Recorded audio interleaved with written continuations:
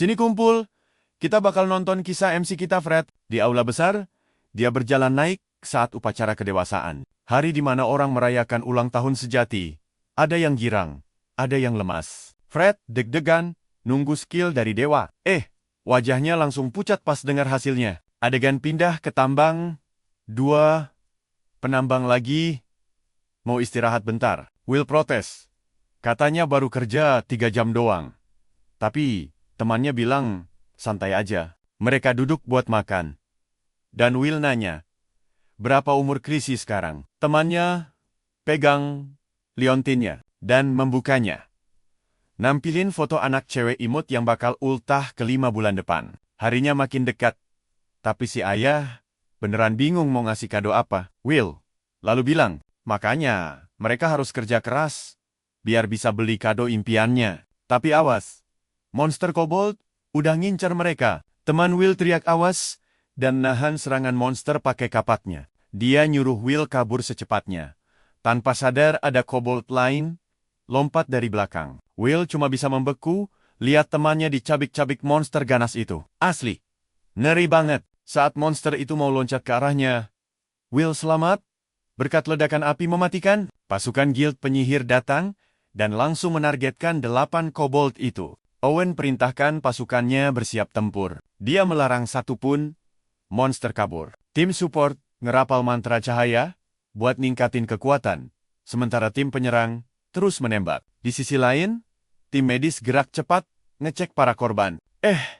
Ternyata ada satu kobold yang masih hidup dan nekat nyerang Malcolm yang lagi panik. Fred sigap maju, manggil kekuatan Dewa Api buat hangusin musuh pakai sihirnya. Dia nembakin bola api raksasa dan langsung bikin monster itu tewas. Fred lari ngecek temannya. Malcolm minta maaf, tapi Fred bilang santai, semua udah aman. Malcolm heran, gimana temannya bisa seberani itu, padahal umur mereka sama. Fred jawab, kalau dia cuma bangga sama sihirnya dan pengen jadi kuat, biar semua orang mengakuinya. Kakaknya, Malcolm, Leo, datang buat ngecek adiknya. Fred ngelihatin dan mulai mikirin soal skill. Ini tuh kemampuan spesial dari dewa buat anak muda yang beranjak dewasa. Dia benar-benar nunggu upacara kedewasaan bulan depan. Yakin banget bakal dapat skill tingkat dewa. Lamunannya buyar. Pas Owen nyuruh semua anggota guild kumpul. Sementara itu, ada seorang pria yang ngaku bernama Grime lagi cekcok sama cewek. Owen nyuruh sebagian ngecek, sementara sisanya lanjut bersihin tambang. Leo ditugasin pimpin tim ke kota, dan dia bawa Fred sama Malcolm. Beberapa saat kemudian di desa, Grime ngamuk gara-gara si cewek nolak ajakannya. Cewek itu nyuruh dia berhenti, dan nanya, apa yang salah sama otaknya? Dasar preman. Coba perhatikan baik-baik bagian ini. Ketegangan mulai naik. Grime nyengkeram tangan si cewek sampai dia teriak. Terus, terdengar suara Fred yang dengan tegas nyuruh preman itu ngelepasinnya. Grime noleh dan ngejek si anak muda yang sok jadi pahlawan kesiangan. Dia langsung maju nyerang Fred yang berani ikut campur. Fred bersiap. Lalu Leo datang kaget. Lihat kelakuan Fred. Malcolm buru-buru ngecek kondisi si cewek. Terus, dia natap temannya dengan raut wajah super cemas. Fred nyoba ngerapal mantra, tapi langsung dipotong sama ayunan pedang musuhnya. Dia jatuh mundur. Kelihatan frustrasi karena nggak sempat nyelesain mantranya. Leo bilang, sihir itu cuma tiruan dari skill. Sihir buatan manusia nggak akan pernah bisa ngalahin keajaiban dewa. Dia nyuruh Fred perhatiin baik-baik gimana dia bakal nahan pedang Grime pakai skill miliknya. Katanya, Fred bakal tahu apa yang harus dilakuin. Leo maju ngadepin Grime, sementara Fred ambil posisi. Dia nanya, apa preman itu pakai skill? Grime mengiyakan, dan Leo ngejek kalau dia nggak tahu malu beraninya ngelawan bocah yang bahkan belum punya skill. Grime malah ketawa, ngehina guild penyihir istana yang cuma jadi tukang asuh bocah. Dia angkat pedang, siap nyerang. Leo tutup mata, lalu membukanya, dan boom, skill Radiant Arrow aktif. Grime kaget setengah mati. Lihat panah cahaya muncul ngelilingin Leo. Semuanya ditembakin barengan, sukses menusuk dan melukai targetnya. Leo dengan santai bilang, itu hujan anak panah yang meluncur secepat cahaya. Mustahil buat dihindari. Fred takjub banget ngelihat bedanya sihir sama skill dewa. Dia sadar nggak boleh cuma bengong. Dan mulai ngerapal mantra api lagi. Mumpung musuhnya berhenti gerak, dia kumpulin aliran sihir di telapak tangannya. Kali ini, mantranya selesai dengan sempurna. Dia langsung lempar bola api raksasa itu ke arah musuh. Menghantam Grime, tepat dari belakang. Pertarungan selesai, preman itu langsung diikat dan dikawal sama anggota guild. Owen datang dan bilang, kerjaan Fred tadi lumayan juga. Dia bilang, habis ngurus monster tambang, langsung buru-buru ke kota. Fred ngaku menang berkat Leo, sihirnya nggak mempan ke Grime.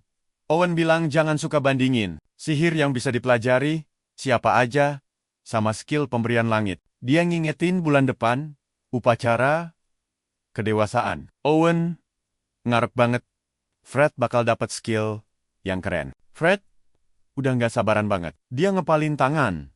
Sumpah, bakal dapat skill epic kayak Leo. Pagi yang cerah, Fred bangun, regangin badan, lalu nyeduh teh hangat. Dia jalan ke meja, dan lihat Malcolm masih di kasur. Wajahnya murung. Fred nanya, ada apa? Terus nawarin teh buatannya. Malcolm langsung senyum lagi, dan menerimanya. Tiba juga hari upacara kedewasaan. Warga kota pada heboh di jalanan. Beberapa teman saling sapa. Ngaku kalau mereka saking gugupnya sampai nggak bisa tidur semalaman. Wajar sih, di depan mereka berbaris anggota guild penyihir. Malcolm takut banget dapat skill ampas. Fred nyemangatin, bilang, mereka pasti bakal jadi penyihir top di guild istana. Malcolm pun tersenyum. Yang lain muji Fred, emang penyihir berbakat, makanya dia pede abis. Beberapa anggota manggil Leo, tapi dia kelihatan serius banget, dan diam aja. Ternyata, dia juga sangat khawatir sama nasib adiknya, Malcolm. Mereka masuk ke kapel.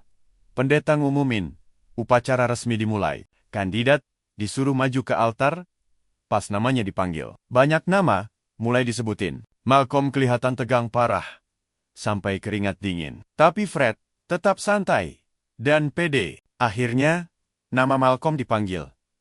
Dan dia jalan pelan banget menuju altar. Dia nutup mata saat sang pendeta ngumumin skill yang diberikan padanya adalah Lightning Bolt. Skill super mematikan yang bisa nembakin tombak petir raksasa. Asli, kuat banget. Malcolm nangis lega banget. Dan seluruh penonton bersorak memujinya. Itu skill terbaik hari ini. Teman-teman guildnya langsung meluk ngucapin selamat. Sementara Fred ngasih acungan jempol. Mantap! Pendeta nyuruh semua diam. Karena acara belum kelar. Fred dipanggil paling akhir. Semua mata kini tertuju padanya. Dia naik ke altar. Menunggu dengan penuh harap.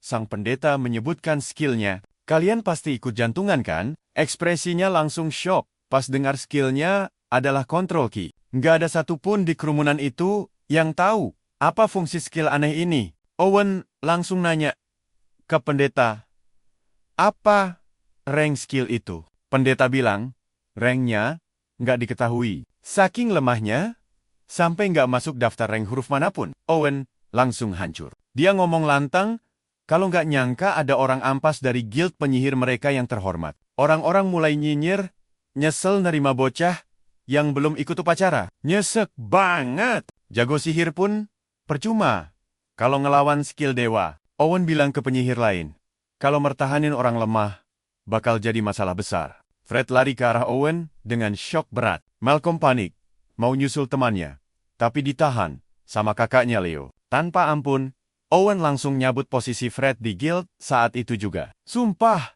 ini kejam banget. Anak muda itu nangis kejer. Dikatain bocah ingusan yang harus mulai dari nol lagi. Fred jatuh berlutut meratapi nasibnya. Sementara Owen membalikan badan. Nggak peduli sama sekali. Fred mengemasi barangnya dan ninggalin mantelnya. Flashback 6 tahun lalu, dia hidup di mansion keluarga bangsawan Nostel. Ngeliatin saudara-saudara tirinya. Nah, sampai sini dulu ya. Kalian pasti penasaran kelanjutannya kan? Sini kumpul. Kita bakal nonton nasib ngenes bocah ini. Dia cuma mau ikut naik kuda. Tapi ayahnya parah banget, boro-boro ngelirik. bapaknya malah ngusir dia balik ke kamar. Karena dianggap anak nggak berguna. Wajar dong dia protes. Kenapa? Saudara-saudaranya boleh main kuda, sedangkan dia nggak.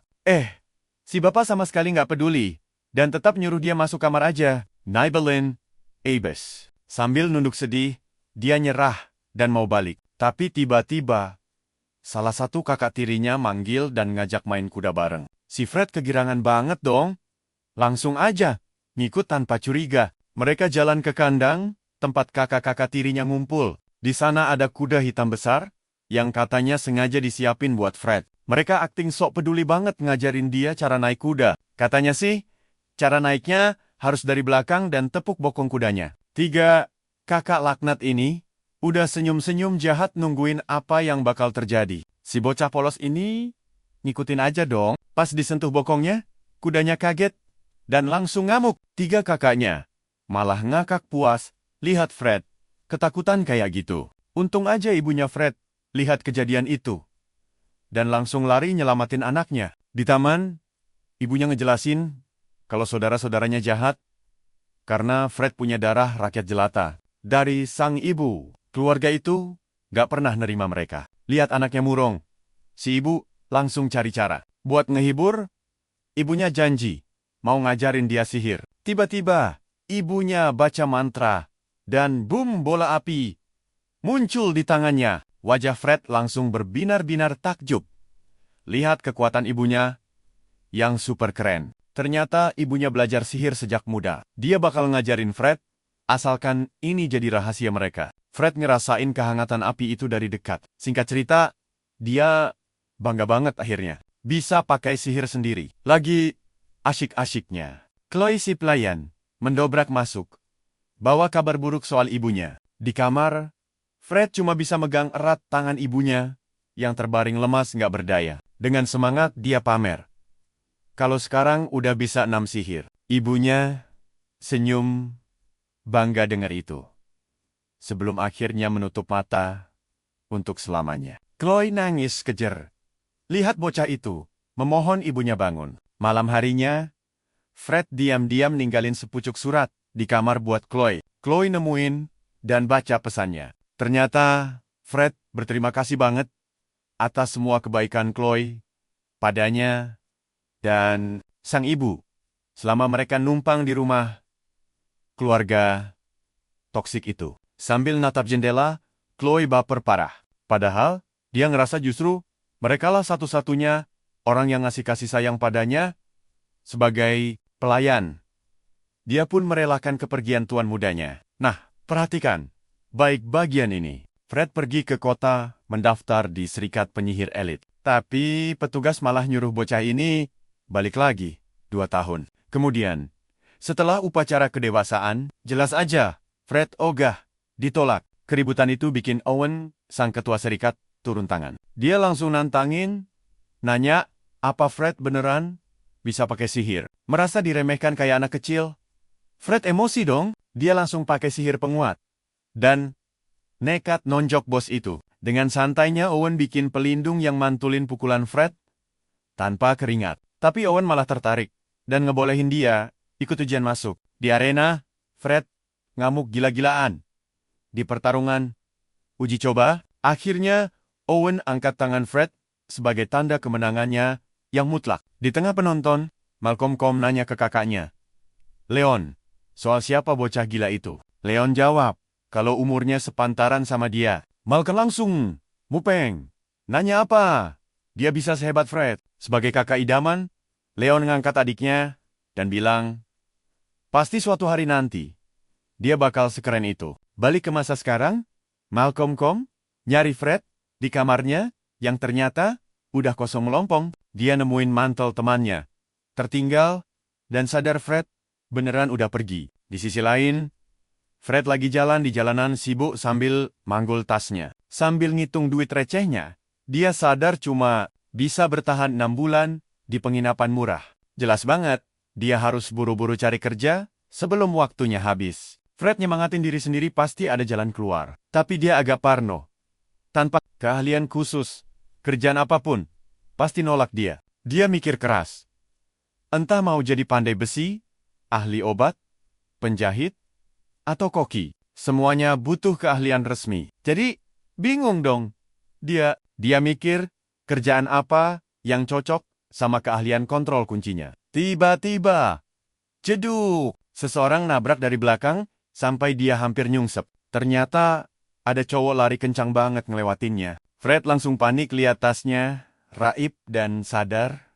Cowok tadi copet kurang ajar. Sambil mewek, dia hampir pasrah, kehilangan tabungannya. Tapi sedetik kemudian, dia bangkit dan ogah nyerah gitu aja. Dia langsung merapal sihir angin, biar larinya ngebut parah. Dia ngejar si copet, lari zigzag, ngelewatin kerumunan orang. Meski Fred udah ngebut, copetnya malah senyum ngeledek.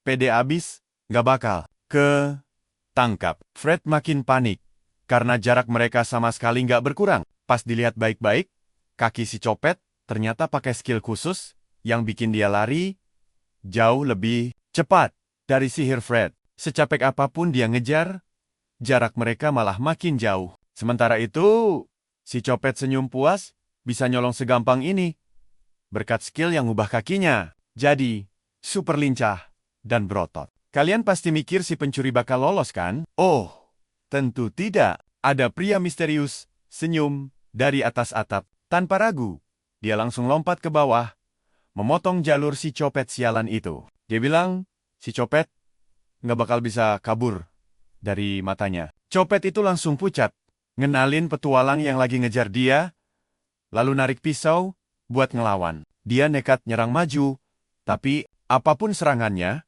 si petualang dengan santainya menghindar. Fred sampai melongo, lihat refleks super cepatnya. Tapi pas diamatin lagi, Fred sadar, bukan cuma refleksnya yang bikin dia jago, melainkan gerakannya kayak udah bisa lihat masa depan. Keren banget. Persis kayak elang yang bebas. Pria itu langsung ngasih tendangan lompat mematikan, bikin si copet oleng. Fred akhirnya yakin banget kalau skill dia adalah mata yang bisa baca masa depan. Sang petualang ngikat copet itu, terus ngembaliin tas Fred. Dia juga pamerin kalung sitaan dari copet, dan bilang misinya dari klien, udah, selesai. Sekarang, kata misi, langsung ngingetin Fred, sama tugas jaga keamanan zaman dia, di serikat. Penyihir dulu. Ide gila pun muncul. Kayaknya, jadi petualang adalah jalan ninja yang paling pas. Buat dia mohon ke pria itu, buat ngajarin cara jadi petualang. Pria itu dengan santai setuju. Ngenalin namanya Jack. Jack bilang, siapa aja bisa kok gabung jadi petualang. Karena kerjaan ini nggak peduli soal kualitas skill kamu. Jadi, bocah buangan sekalipun bisa naik kasta, modal otot doang. Terus, dia ngejelasin misinya tuh receh sampai ekstrim. Mulai dari nolongin nenek-nenek, angkat barang, sampai bantai monster ganas. Paling asyiknya, dia bisa milih tugas sesuka hati. Waktu Fred nanya apa resiko buruknya, si Jack sok misterius, dan cuma bilang kalau dia bakal tahu sendiri. Nanti, katanya sih, bocah baru nggak usah terlalu parno mikirin itu. Jack lalu ngebawa Fred ke serikat, dan bilang kalau ini tempat tongkrongan resminya para petualang. Pas masuk, Jack pamit pergi duluan, buat laporin misi yang baru aja kelar. Fred jabat tangannya sebelum pisah. Tanpa basa-basi, Fred langsung meluncur ke meja pendaftaran dan disapa seorang resepsionis. Dia ngisi dokumen dan tanda tangan. Fred sempat syok ternyata daftarnya segampang ini. Tanpa ditanya macem-macem, si mbak resepsionis pun dengan senyum nyerahin lencana. Petualangnya, kata mbaknya, itu lencana rank E, karena dia masih bocah pemula, sambil nyematkan lencana di dadanya. Fred janji bakal berjuang keras, naik rank. Tiba-tiba ada suara ngenalin dia dari belakang. Ternyata itu si Grime, yang heran, ngapain Fred nongkrong di serikat. Lihat lencananya, Grime ngakak puas. Ngira Fred baru dipecat dari guild penyihir, ngerasa ini kesempatan emas buat balas dendam. Dia siapin pedang raksasanya buat tempur. Grime ngarahin pedang besarnya itu buat ngancem Fred. Dia juga mamerin lencana petualangnya sendiri. Jujur aja, Fred agak bingung. Kenapa dipamerin? Tapi resepsionis langsung tahu. Logo singa perak itu artinya lencana rank B. Sombong banget. Grime beralasan kekalahannya dulu cuma karena diganggu sama anggota serikat penyihir yang ikut campur. Tiba-tiba, dia melesat ke arah Fred. Untung aja, Fred berhasil menghindar. Tepat sebelum pedang itu nebas lehernya, musuh raksasa itu ngeledek. Nanya, bisa apa dia kalau sendirian? Kata-katanya bikin Fred emosi. Karena benar juga, dulu dia menang berkat dukungan Leon. Tapi jadi menurut kalian gimana? Apa dia bakal mundur? Oh jelas enggak. Fred nekat maju menghadapi musuhnya. Sini kumpul, kalian, dan aku bakal jadi saksi pertarungan gila ini. Si preman, sombong, yakin banget bakal menang. Penonton cuma diam. Gak heran, Grime cari masalah lagi. Awalnya Jack masa bodoh. Tapi dia langsung kaget parah. Ngelihat ternyata si Fred yang lagi ngelawan Grime, orang-orang nanya ke Jack, apa cowok itu kuat? Tapi Jack ragu. Karena dia baru aja daftar jadi petualang tadi. Grime malah ngakak keras banget. Soalnya, si anak muda itu hampir nggak bisa menghindar dari tebasan pedangnya. Fred nyoba merapalkan mantra sihir. Tapi Grime nggak ngasih dia celah sedikit pun. Fred mulai panik, ingat reputasi buruk Grime. Penonton di sana juga mulai kesal. Karena sedari tadi, Fred sama sekali nggak menyerang dan malah meneriakinya sebagai pengecut. Tapi Jack nggak setuju. Karena kalau memang takut, dia nggak bakal nerima tantangan itu dari awal. Jack jadi penasaran banget. Kenapa anak muda itu nggak langsung pakai kemampuannya? Teman Jack nanya apa yang bisa dia lihat dari Fred. Jack jawab, kalau saat ini dia nggak punya mana buat pakai mata sihirnya. Jadi, dia nggak bisa menilai anak muda itu dengan jelas. Di saat yang sama, pertarungan makin panas saat Grime menebas angin dengan kencang ke arah Fred. Anak itu kena telak layaknya ditinju kencang. Sampai badannya terpental jauh ke belakang. Saat itu juga, Fred sadar kalau dirinya terluka parah. Tiba-tiba, muncul layar hologram sistem di depannya. Notifikasinya bilang, kalau nyawanya dalam bahaya. Jadi tutorial kemampuannya bakal dimulai. Awalnya dia bingung setengah mati.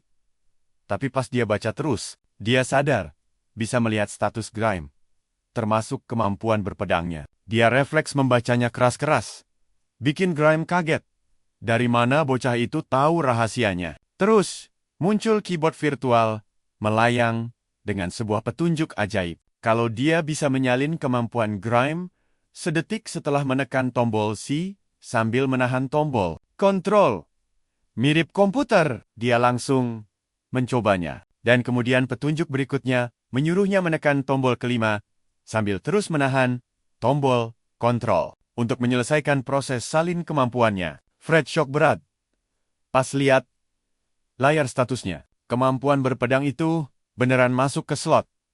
Kemampuannya sendiri. Anak muda itu kegirangan, karena akhirnya tahu gimana cara kerja kekuatan aslinya. Sementara itu, Jack nanya, kenapa tingkahnya aneh banget? Tapi Fred diam saja. Dengan cepat, anak itu merebut pedang Jack dari pinggangnya dan kembali maju bertarung. Grime merasa sangat terhina karena bocah itu berani menantangnya adu pedang, lalu bersiap untuk membalas. Fred menebas pedangnya secepat kilat dan berhasil melukai musuhnya. Dari samping, Fred merasakan hal aneh. Seolah tubuhnya bergerak sendiri dengan sangat lancar untuk mengeksekusi serangan itu. Dia takjub banget sama kekuatannya. Jangan kedip dulu. Di sini, bagian serunya. Grime frustrasi berat karena sadar gaya pedangnya ditiru 100%. Dia mulai mikir apa bocah ini ditendang dari serikat penyihir. Gara-gara dia punya kemampuan berpedang, Grime merasakan hawa membunuh dari lawannya. Dia menahan rasa takutnya dan nekat menyerang duluan. Fred berhasil menangkis tebasan raksasa itu, tapi menyadari kalau dorongan kekuatannya luar biasa berat. Grime pamer kalau itu adalah beban murni dari teknik pedangnya. Hasil kerja keras latihannya bertahun-tahun. Dan itu adalah harga dirinya. Sambil berteriak emosi, dia bilang ke anak itu kalau mustahil bagi orang amatir yang baru pertama kali pegang pedang buat menghancurkan kebanggaannya, lalu menendangnya dengan sangat keras. Tendangannya begitu brutal, sampai Fred terlempar mundur dengan parah. Anak muda itu mencoba buat bangkit berdiri, tapi merasa tidak ada harapan menang. Seketika dia ingat saat Malcolm Cole bertanya, kenapa dia begitu kuat. Dia juga ingat kata-kata Owen untuk memulai semuanya dari awal lagi. Ingatan tentang ibunya, yang rela ngajarin dia sihir terlintas. Semua kenangan itu memicu semangatnya buat berdiri lagi dan mengakhiri pertarungan. Matanya menangkap sebuah tong. Dia berlari dan menendangnya ke arah Grime. Grime melihat tong itu, meluncur cepat, lalu membelahnya jadi dua, membiarkan minyak di dalamnya tumpah ruah. Fred melempar lampu ke minyak itu, memicu api besar yang mengepung Grime. Sang musuh sadar kalau taktik ini dipakai buat menguras staminanya pakai asap tebal, sekaligus mengunci ruang geraknya pakai dinding api panas. Grime berteriak, kalau itu saja belum cukup. Tiba-tiba, Fred menerobos masuk ke dalam kobaran api. Dia menebas cepat saat Grime sedang lengah, membuat preman raksasa itu menjatuhkan pedang besarnya. Fred merapalkan mantra api murni, mendeklarasikan kalau ini adalah harga dirinya. Dia memukul dada Grime dengan sihir itu, bikin musuhnya terpental jauh, dihantam. Pusaran badai api. Jack cuma bisa melongo. Semua penonton langsung bersorak gila-gilaan, merayakan kemenangan Fred. Setelahnya, Fred minta maaf ke resepsionis atas kerusakannya. Tapi mbaknya bilang, karena Grime yang mulai, maka nggak ada masalah sama sekali. Lalu, dia nyamperin Jack yang memujinya karena pertarungan tadi sangat luar biasa. Jack ngaku kalau awalnya dia mengira Fred cuma bocah polos dan langsung minta maaf. Fred membalas, kalau Jack nggak perlu minta maaf, sambil menyodorkan pedangnya untuk dikembalikan. Tapi Jack menolak tegas dan bilang kalau pedang keren itu sekarang milik Fred. Dia menjelaskan kalau namanya adalah pedang awal perjalanan dan itu adalah warisan dari ayahnya. Jack yakin dia akhirnya menemukan orang yang tepat buat mewarisi pedang tersebut. Anak muda itu menerimanya dengan senang hati, lalu mereka berpisah. Saat Fred berjalan pergi, Jack bisa merasakan kalau dia bakal jadi penyihir hebat suatu hari nanti. Di kamarnya, Fred sibuk ngecek kemampuannya, sadar kalau ini adalah kekuatan super buat meniru jurus orang lain jadi miliknya. Dia berpikir kalau dia harus menguji kekuatannya di tempat rahasia. Kalian pasti sepakat sama pemikiranku kan? Fred melihat peta di dinding dan sadar tambang kobold dulu adalah tempat uji coba paling sempurna. Dia penasaran buat mengecek tambangnya. Sekalian, lihat apa monsternya udah kembali atau belum. Gak lama, dia pergi keluar dan meminta sopir kereta kuda mengantarnya ke tambang itu. Sopirnya bilang kalau dia nggak berani, karena ogah mendekati area terkutuk tersebut. Menyadari tambang itu masih ditakuti semua orang, Fred malah makin yakin kalau ini tempat yang paling sempurna buat uji coba jurus barunya. Dengan santai, dia bilang ke sopir itu kalau dia paham dan minta diturunkan di dekat area sana saja, nggak apa-apa. Fred numpang kereta itu sampai keluar batas kota. Tiba-tiba, sang sopir menghentikan keretanya di tengah jalan dan bersikeras menyuruh Fred balik ke kota. Bahkan, sampai bilang kalau dia nggak perlu bayar ongkos keretanya sama sekali. Pria itu curhat betapa tragisnya sahabat baiknya tewas dibantai monster di sana bulan lalu. Dan rasanya sangat kejam dan salah untuk membiarkan seorang bocah pergi menjemput maut sendirian ke sana. Fred sadar betul betapa traumanya pria ini akan hari itu. Akhirnya Fred mengaku kalau dia adalah salah satu penyihir istana yang tiba pada hari naas itu. Dan dia masih ingat, ada penambang yang sudah tewas sebelum mereka sempat menolong. Dia lanjut cerita kalau tempat itu punya arti penting buatnya juga. Tapi, justru bahaya yang tersisa di sana adalah alasan utama kenapa dia harus kembali. Fred memohon agar diizinkan pergi dan berjanji pasti akan kembali hidup-hidup. Sopir itu akhirnya luluh dan mengantarnya sampai ke depan tambang. Dia berpesan pada anak muda itu agar selalu waspada. Fred perlahan masuk ke gua gelap itu. Di lantai, dia menemukan sebuah liontin berisi foto gadis kecil, tersenyum, lalu memungutnya. Tiba-tiba, langit-langit gua runtuh parah. Jadi dia lari ke arah pintu keluar. Tapi bebatuan mengurungnya. Dia merapalkan sihir buat memperkuat pukulannya. Tapi kekuatannya masih jauh dari cukup untuk menghancurkan batu raksasa itu. Dia sadar cuma bisa pakai sihirnya 5 atau 6 kali lagi. Dan memutuskan kalau ini bukan waktu yang tepat buat mencoba pukulannya lagi. Seketika dia ingat buat pakai tombol ajaibnya. Dia ngebuka layar hologram dan kaget melihat ada menu perintah baru di sana. Dia mengakses perpustakaan. Data. Buat mencari jalan keluar, cukup tekan tombol kontrol dan huruf F buat mencari celah. Sistemnya loading bentar. Lalu menampilkan informasi kalau dia masih bisa lolos. Sistem itu menyarankan dia pakai kemampuan penggalian yang dimiliki oleh monster di dalam tambang. Jadi, rencananya adalah memburu monster itu sekarang. Dia menyusuri gua sambil terus memantau layar hologramnya. Matanya tertuju pada sebuah tombol, lalu menekannya. Penasaran. Muncul peringatan kalau tombol itu baru bisa dibuka kalau level penguasaan kemampuannya udah mencapai titik tertentu. Ini bikin dia paham kalau kekuatannya bakal makin mengerikan kalau sering dipakai. Tiba-tiba, terdengar suara lengkingan mengerikan dari kegelapan. Dia menoleh dan melihat segerombolan monster kelelawar hitam. Jumlahnya gila-gilaan. Dia yakin 100% ini bukan monster penggali yang dia cari. Satu kelelawar ganas melesat ke arahnya. Jadi dia menghindar kilat. Dia pikir udah aman. Makhluk sialan itu malah menggigit bahunya keras. Dia berusaha melepasnya. Tapi gigitannya kuat banget. Dari situ, dia menganalisa kalau kelelawar hitam punya jurus menghisap darah manusia sampai korbannya tewas kering. Dia akhirnya berhasil mencabut kelelawar itu dan melemparnya jauh. Dia berniat menghabisi semuanya secepat kilat.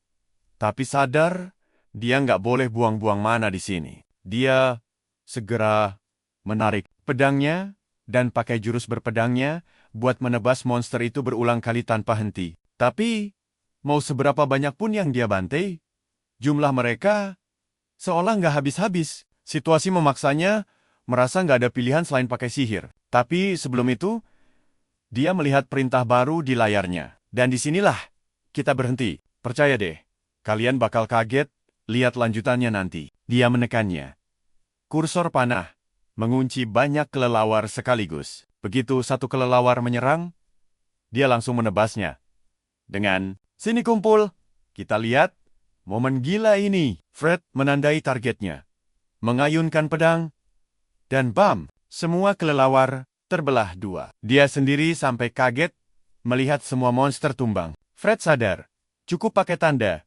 Satu serangan sihir bisa menyapu bersih semuanya. Dia menandai sisa kelelawar, lalu melepaskan bola api yang melenyapkan mereka tanpa sisa. Setelah itu, Fred bertemu segerombolan kobold. Lucunya, dia sama sekali tidak peduli dengan wajah seram mereka yang siap membunuhnya. Fokus utamanya malah, kok monster ini nggak punya skill penggalian? Dia pun menandai mereka pakai panah. Cukup tebas satu kobold, otomatis semuanya ikut terbelah. Momen ini bikin dia ingat kejadian bola api tadi. Menembak satu kelelawar, bertanda berarti otomatis menembakkan 10 bola api sekaligus. Dia sadar, kemampuan menandai ini nggak bisa dipakai sembarangan, dan butuh perhitungan matang. Melihat mayat para kobold itu, sebenarnya bikin dia sedikit mual. Soalnya, postur mereka lumayan mirip manusia. Dia lalu mencuri skill penglihatan malam milik mereka, bikin matanya terang benderang di kegelapan. Fred pun lanjut menyusuri gua lebih dalam, sampai dia melongo, melihat gunungan batu sihir di depannya. Otaknya langsung berhitung. Ini sih, bakal jadi orang kaya mendadak kalau semuanya dibawa pulang. Terus, matanya tertuju pada lingkaran sihir di dinding yang ditusuk banyak pisau. Dia menyebutnya segel iblis. Semacam pintu masuk buat para monster. Pantas saja tempat ini penuh monster. Tanpa ragu, dia mencabut semua pisau itu. Langsung merusak fungsi sihirnya. Tapi tiba-tiba, gua bergetar hebat. Seekor cacing raksasa dengan gigi tajam mendadak muncul menembus dinding. Fred langsung mengenali monster mengerikan itu sebagai cacing lapis batu. Monster itu menyerang, tapi Fred berhasil menghindar. Dia mencoba menebas kulitnya. Sayangnya, benda itu terlalu keras buat digores. Sadar musuhnya kelewat alot, Fred memutuskan mundur sebentar. Dia langsung pakai skill sembunyi untuk menyatu dengan kegelapan. Cacing raksasa itu pun kebingungan mencari mangsanya. Fred bersyukur bisa aman sementara. Tapi otaknya buntu soal gimana cara maju. Dia sebenarnya ingin pakai sihir. Tapi ingat, mantra terkuatnya sekalipun gak bisa menembus dinding batu. Saat mengecek jendela status, dia tersenyum melihat monster inilah yang punya skill penggalian. Incarannya, Fred pun. Coba kalian perhatikan baik-baik bagian ini. Dia menyalin skill itu, langsung maju menyerang, lalu mengubah tangannya jadi batu raksasa. Dengan tangan barunya, dia meninju cacing itu. Kuat, kuat! Cangkang luarnya langsung retak. Fred kira dia menang. Monsternya malah makin ngamuk. Cacing itu menerjang. Fred balas menerjang. Dan hop, dia dimakan. Tapi tenang, pukulan Fred menjebol tubuh monster itu untuk jalan keluar. Serangan fatal itu bikin si cacing melingkar, lalu mati. Fred ngos-ngosan, tapi lega karena mimpi buruknya selesai. Ternyata skill penggalian ini sangat overpower kalau dipakai buat bertarung. Bukan cuma buat gali tanah. Dia lanjut pakai skill itu buat merontokkan batu sihir dari dinding, sambil memasukkan semuanya ke tas. Dia cengengesan, membayangkan bisa beli baju dan senjata baru di kota. Bermodalkan skill barunya, Fred meninju batu sepanjang jalan sampai kembali ke pintu masuk. Di sana, kusir kereta kuda tadi sudah menunggu. Katanya sih, dia balik lagi karena khawatir banget sama keadaan Fred. Si kusir lalu salah fokus melihat liontin yang dibawa Fred. Fred santai saja bilang kalau dia nemu benda itu di tambang dan gak tega membuangnya. Tangis kusir pecah karena liontin itu milik mendiang temannya. Dia sangat bersyukur bisa melihatnya lagi. Sambil menunduk dan menggenggam erat tangan Fred, dia menangis terharu. Berterima kasih karena sudah membawanya pulang. Fred cuma bisa senyum canggung. Setelah itu, Fred memberikan bongkahan raksasa, batu sihir, ke kusir tersebut. Fred bilang, sisa di tasnya sudah lebih dari cukup, dan menyuruh si kusir memakai batu itu buat biaya perbaikan terowongan. Gak lupa, dia juga meyakinkan sang kusir kalau dia sudah menghancurkan sarang monsternya, jadi para pekerja bisa nambang dengan aman lagi. Kusir itu memandangi liontinnya sambil menangis.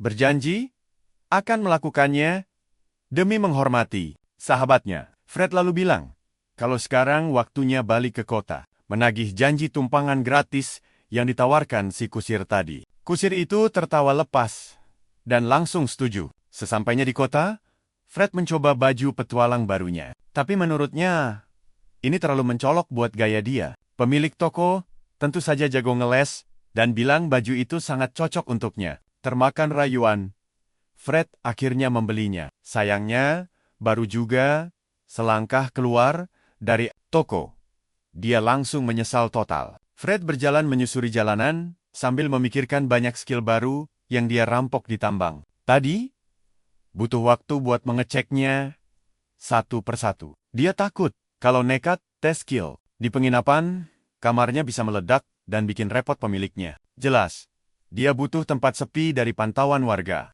Lagi mikir keras, dia melihat 3 bocah, kebingungan karena uang mereka nggak cukup untuk beli bunga incaran si gadis kecil. Momen ini bikin Fred nostalgia ke masa lalunya, saat mau belikan bunga buat temannya. Dulu, ayahnya malah memarahinya habis-habisan karena bergaul dengan anak rakyat jelata. Waktu itu dia terpaksa pergi tanpa mengucap sepatah kata pun. Tersenyum tipis, dia sadar.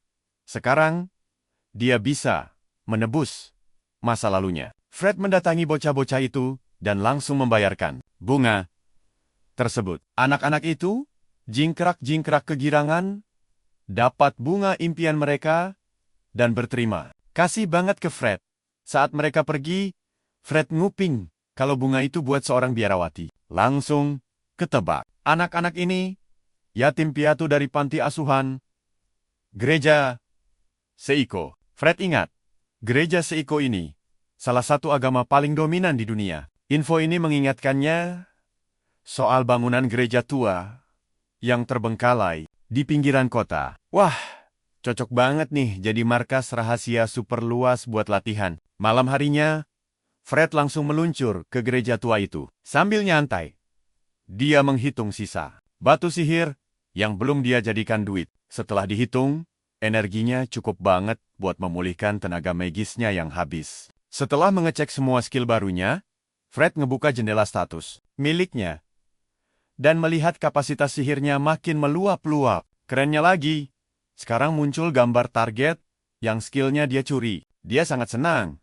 karena sekarang punya cara untuk melihat kekuatan skill dalam bentuk angka, nggak cuma tebak buah manggis lagi. Saat mengecek daftar skillnya, dia kaget melihat semuanya masih utuh. Meski sudah lewat 24 jam, ini memastikan bahwa dia bisa memakai semua skill curian itu secara permanen. Kaget dong, dari satu skill ampas, sekarang jadi 6. Brak, pintu depan mendadak didobrak. Bikin jantung Fred mau copot. Dia menoleh sambil siaga penuh. Tapi, kalian pasti tahu klise anime ini kan? Masuklah, cewek cantik. Meski tampangnya kelewat polos, Fred ogah lengah sedikit pun. Takutnya ini jebakan maut. Dia ingat betul. Memakai wanita dan anak-anak adalah trik pasaran komplotan bandit. Jadi, tangannya tetap siaga di gagang pedang. Lalu, matanya menangkap kalung salib si cewek, menandakan dia berasal dari gereja Seiko. Merasa risih, gadis itu sadar kalau pandangan Fred mengarah ke dadanya. Jadi dia langsung menutupi diri. Tapi setelah melihat lencana Reng Heksok Fred, dia langsung menghela napas lega. Sadar, cowok ini bukan dari kelompok yang mengejarnya. Saat Fred bertanya siapa yang dia maksud, gadis itu malah buang muka dan diam 1000 bahasa. Fred menebak dia sedang diburu. Si cewek malah sewot merasa sedang diinterogasi. Setelah tensi turun, mereka akhirnya duduk ngobrol di bangku gereja. Fred santai memperkenalkan diri, sementara si cewek masih agak ragu. Akhirnya, gadis itu mengaku bernama Tina dan memohon agar pertemuan ini dirahasiakan. Fred senyum-senyum sendiri melihat Tina memberikan nama aslinya, padahal dia sudah ngintip duluan dari jendela status. Otaknya mikir, ini cewek kelewat polos atau emang jujur banget sih? Tepat sebelum Tina mau menjelaskan kenapa dia buron, terdengar suara ribut dari luar. Fred langsung nanya, apa itu orang-orang yang ngejar dia? 3 satria arogan berhelm salib menerobos masuk. Dengan nada sok berkuasa, mereka menyuruh Tina ikut. Tentu saja, Tina menolak keras. Dia bilang, nggak akan menyerah.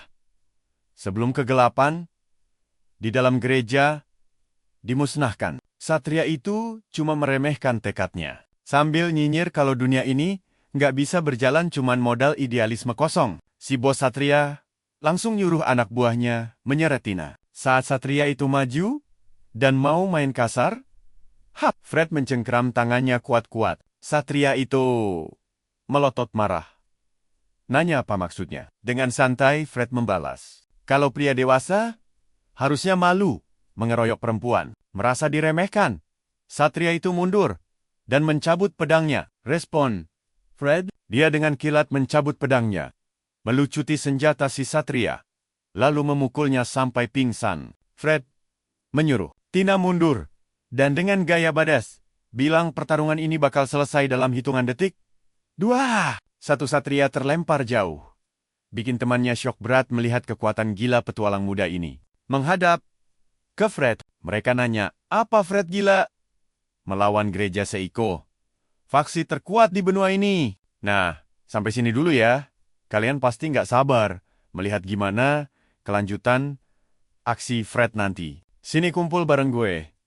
Kita tonton aksi gila pemuda ini. Masuk ke medan pertempuran tanpa ragu sama sekali. Sorot matanya tajam banget. Lagian, dia cuma gelandangan pengangguran tanpa rumah. Dan sekarang dia nggak punya beban apapun. Dia juga udah masa bodoh sama yang namanya pencitraan. Status anak bangsawan, penyihir istana. Semua itu cuma bikin dia ribet. Kalau mau nyelamatin gadis yang butuh bantuan, dia lepas semua gelar itu dan langsung maju ngelakuin apa yang menurutnya benar. Musuh nahan serangannya, pakai perisai super tebal. Tapi pukulannya saking kuatnya, bikin lutut musuh langsung getar mau rubuh. Tapi, ya, musuh bingung. Apa untungnya dia ikut campur? Tapi, bagi si pemuda, alasan itu sama sekali nggak penting. Dia nolongin gadis ini, murni karena pengen aja. Mata Tina langsung terbelalak kaget. Benar-benar, gak nyangka. Ada orang setulus itu. Fred ngayunin pedangnya dan langsung menghancurkan pertahanan musuh. Dikepung banyak orang begini. Justru jadi momen pas buat pamer keahlian. Dia mengaktifkan sistem dan layar. Status Satria itu tiba-tiba muncul. Normalnya, pakai skill itu nguras energi mana yang besar tiap kali diaktifkan. Dia mengecek statusnya sendiri. Pengen membuktikan apakah firasat dan hitungannya benar. Dia senyum puas saat tahu kalau meniru skill orang ternyata nggak nguras energi sama sekali. Pantesan aja dia bisa copy banyak skill sekaligus. Seorang musuh nyari celah dari kelengahannya dan lompat maju buat nyerang. Tanpa pikir panjang, Fred langsung meniru skill musuh itu dan pakai kemampuan prediksi masa depan. Sang petualang kini bisa membaca arah serangan dan niat musuh dengan jelas. Jadi dia bisa membalas pakai timing paling pas. Tuh kan, kapten pasukan langsung tumbang dengan luka tebasan di dadanya. Sambil meledek, Fred menyebut nama Satria itu, bilang kalau skillnya lumayan berguna juga. Pria itu shock berat. Bingung. Kok datanya bisa bocor? Nggak pakai lama, Fred langsung merapal mantra buat mengakhiri pertarungan ini. Nggak ada yang bisa nahan saat badai angin raksasa menghantam mereka. Setelah beres, dia menghadap Tina. Minta penjelasan soal apa yang sebenarnya terjadi. Pertama-tama, dia berterima kasih banget sama pemuda yang udah nyelamatin nyawanya.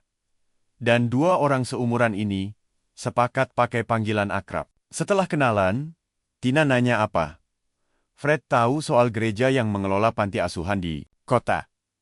Hidup mereka bergantung banget sama donasi umat. Tapi ternyata pendeta Jeff selama ini korupsi duit itu. Setelah sadar, dia ngumpulin bukti kuat dan berusaha bawa masalah ini ke markas pusat gereja. Tapi pendeta licik itu nggak membiarkannya. Kalian pasti sama kayak gue, mulai paham arahnya kemana. Tapi Fred masih bingung. Siapa sebenarnya gadis ini? Tina agak ragu-ragu, tapi akhirnya ngaku kalau dia adalah sang gadis suci. Oke, situasinya makin jelas sekarang. Cuma ada satu gadis suci di tiap kota. Mereka punya kemampuan penyembuhan tingkat dewa dan dianggap aset super berharga bagi petinggi gereja. Malahan, posisi kayak dia sering disebut utusan Dewi Penyembuh. Jelas aja si Jeff panik dan gak mau kejahatannya dibongkar sama gadis suci ini. Fred nanya rencana dia selanjutnya. Dan Tina bilang mau tetap lanjut pergi ke markas diam-diam malam ini. Demi nama baik gereja yang membimbing umat. Berita korupsi bakal bikin gempar parah. Fred langsung berdiri. Sadar, mereka nggak bisa santai dan harus gerak cepat. Kalau emang mau sampai markas sebelum subuh. Tina agak bingung. Kenapa cowok ini repot-repot bantu? Padahal situasinya ribet. Tapi buat Fred, risiko setinggi ini malah bikin dia makin tertantang buat ikut campur. Lagian, nerima misi dari klien. Emang kerjaannya sebagai petualang. Makanya, dia nyuruh Tina buat kasih permintaan resmi. Terharu sama kebaikannya. Gadis suci itu sampai mau nangis. Tapi dia kembali memantapkan tekad. Tanpa ragu, dia langsung minta tolong, janji, ngasih imbalan nanti. Fred senyum puas, dan layaknya petualang sejati, dia resmi menerima misi itu. Keduanya berlari menembus gelapnya malam, berharap bisa kabur dengan tenang dan aman. Tapi, ekspektasi emang sering dikhianati realita, karena tiba-tiba ada suara nyuruh, berhenti. Mereka mendadak dikepung total. Selain satria kacangan tadi, ada pria bertubuh kekar, maju naik kuda, bawa senjata raksasa. Udah ketebak, mereka nggak bakal dikasih lewat gampang-gampang. Sebelumnya, waktu masih di jalanan kota, Fred sempat nanya, apa ada jalur lain selain jembatan buat ke markas? Kalau begini mah, Namanya setor nyawa buat disergap. Memang ada jalan memutar yang aman. Tapi mereka tetap harus ngelewatin pos penjagaan. Dengan kata lain, pilihannya cuma terobos jembatan atau berenang seberangi sungai. Dia malah ketawa. Sadar betul, cepat atau lambat, pasti dikepung juga. Sekarang, Kapten Satria itu malah sibuk menceramahi gadis suci karena keluyuran bareng cowok malam-malam. Tina membela diri. Bilang itu fitnah, tapi santai. Fred maju, jadi tameng di antara mereka. Karena dia keras kepala, lindungin Tina. Musuh terpaksa meringkusnya juga. Masa bodoh, walau dia anak bangsawan. Saat gadis itu syok, Fred malah santai muji intelijen mereka yang berhasil ngebongkar identitas aslinya. Sang petualang menolak mundur. Bilang, kalau dia udah terikat kontrak buat mengawal kliennya, sampai aman. Beneran bikin emosi? Kapten Carl pengen cepat-cepat membereskan ini dan nyuruh anak buahnya buat maju, nyerang. Perhatikan baik-baik ya. Aksi nekatnya dimulai. Fred nyuruh Tina lari ke ujung jembatan. Terjepit di antara dua pasukan, dia pasang kuda-kuda dan siap melawan sendirian. Dia benci banget lihat satria sombong yang mandang rendah orang lain. Siap bikin mereka semua kena mental. Dia mengaktifkan skill buat menganalisis kekuatan tiap musuh yang udah berani, menghina, dan menindas sang gadis suci. Dia mengalirkan sihir ke tangannya dan mengayunkan pisau angin super tajam ke musuh. Melihat anak buahnya pada terbang, Carl cuma bisa melongo kaget. Padahal laporannya bilang bocah ini cuma bisa niru skill orang dan memakainya sesuka hati. Kali ini, Fred merapal mantra dan memanggil bola api. Tapi tunggu, masih ada lagi. Dia gabungin itu sama pisau angin, menciptakan badai tebasan api yang brutal. Sihir mematikan itu tepat sasaran. Dan satu satria, Apas malah terbakar hangus sampai nembus zirah baja. Panik luar biasa. Dia meronta gila sebelum jatuh dari jembatan, nyebur langsung ke sungai bawah. Fred senyum bangga. Menamai jurus barunya tebasan angin membara. Dia keasikan pamer sampai harus diteriakin Tina buat nyadar ada musuh yang siap nebas dari belakangnya. Satria itu ngayunin pedang ke bawah, tapi langsung diblokir tajam pakai senjata Fred. Tina panik banget ngelihat cowok ini kebanyakan gaya. Tapi sayangnya, dia juga nggak sadar.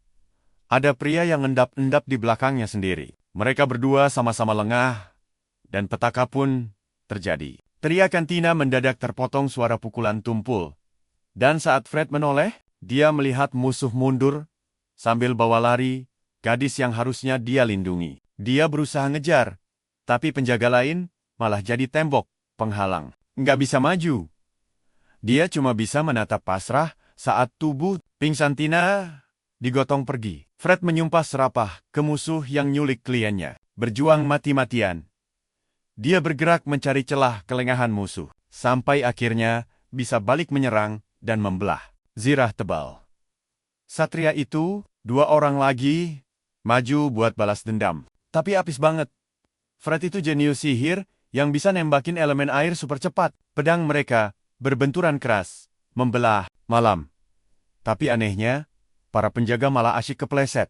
Air yang mengelilingi bocah itu bikin serangan musuh meleset total. Fred langsung manfaatin kekacauan ini dan mengaktifkan skill kopi. Secepat kilat, bola api padat muncul di tangannya. Dan sisa musuh itu melongo.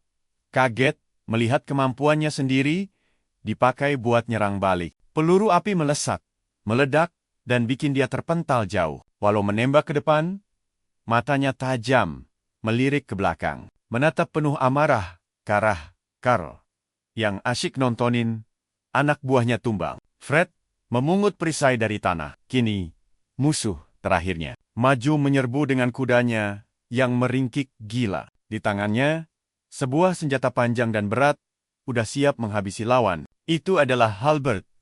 Kombinasi maut antara tombak, kapak, dan cakar baja. Kalau Fred nekat nabrak langsung musuh yang naik kuda ini, dia pasti kalah telak. Tapi anehnya, dia malah diam pasang kuda-kuda dan sembunyi di balik perisainya. Carl yang emosi menebas perisai itu sampai hancur berkeping-keping. Tapi Fred menghilang.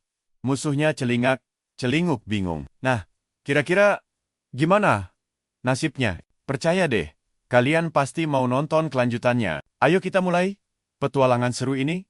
Teman-teman, saat pria itu lengah, Fred tiba-tiba muncul sambil memegang pedangnya erat-erat. Dia mengayunkannya secepat kilat. Dan boom, sebuah helm langsung terpental ke udara, hampir saja menerkamnya.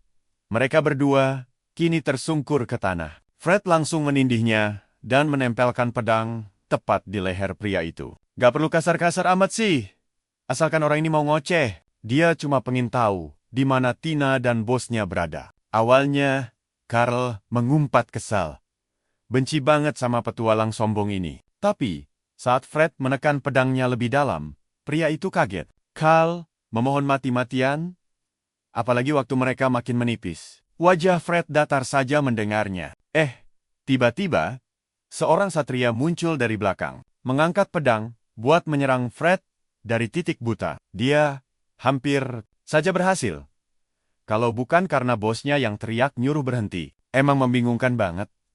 Tapi, perintah kapten itu mutlak, jadi dia terpaksa menyarungkan pedangnya. Suasana kembali tenang, dan hebatnya, Fred malah dipuji karena berani menghadapi pasukan satria. Tapi Fred nggak peduli. Dia akhirnya tahu kalau Tina dan Jeff ada di katedral terdekat. Merasa anak ini pasti tahu inti masalahnya. Carl lalu bertanya, apa saja yang dia ketahui. Fred nggak tahu detailnya. Cuma soal sang gadis suci yang memegang bukti penggelapan Danasi. Pendeta, kapten itu akhirnya membiarkan sang anak untuk lanjut minum ramuan pemulihan. Lalu menjelaskan kalau pihak gereja sedang buru-buru karena besok ada rapat besar. Walaupun Tina itu gadis suci, dia cuma remaja biasa, mengirim pasukan Satria Putih buat menangkapnya. Itu jelas berlebihan banget. Fakta ini bikin Fred kaget.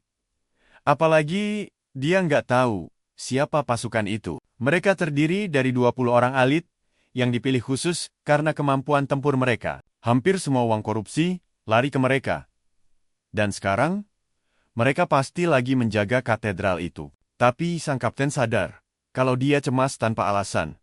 Soalnya, anak ini bahkan belum pakai jurus penuhnya waktu melawan mereka tadi. Faktanya, ada batas buat kemampuan mengontrol dan meniru jurusnya. Sejauh ini, dia cuma bisa menyalin 10 kemampuan. Dan itu sudah batas maksimal levelnya sekarang. Fred merasa aneh melihat Carl mendadak jadi kooperatif. Satria itu sendiri juga heran. Tapi yang lebih penting, dia menyuruh Fred cepat pergi dan jangan buang waktu. Dia bahkan meminjamkan kudanya, mengklaim tunggangannya cukup cepat buat sampai di tujuan tepat waktu. Tanpa basa-basi, Fred langsung memacu kudanya, menembus malam, meninggalkan sang kapten demi menyelamatkan Tina dari cengkraman si pendeta jahat. Setelah meminjamkan kuda kesayangannya, sang kapten minta Fred merawatnya baik-baik. Karena itu kuda peliharaan spesial. Fred berjanji akan menjaganya dan berhutang budi padanya. Dia lalu menyuruh kapten itu diam di sana, karena dia bakal panggil polisi militer buat bala bantuan. Dengan tatapan muram, satria itu memikirkan seseorang dan memohon agar Fred menyelamatkannya. Sementara itu, sebuah suara berat menggema di dalam katedral. Nah, perhatikan baik-baik. Disinilah suasananya makin panas. Jeff berdiri merendahkan sang gadis, bangga berhasil menangkapnya. Meski terpojok, tatapan Tina sama sekali nggak gentar. Dan dia terang-terangan mencibir si pendeta. Pria jahat itu menyuruhnya mengembalikan barang curiannya. Tapi Tina menolak mentah-mentah.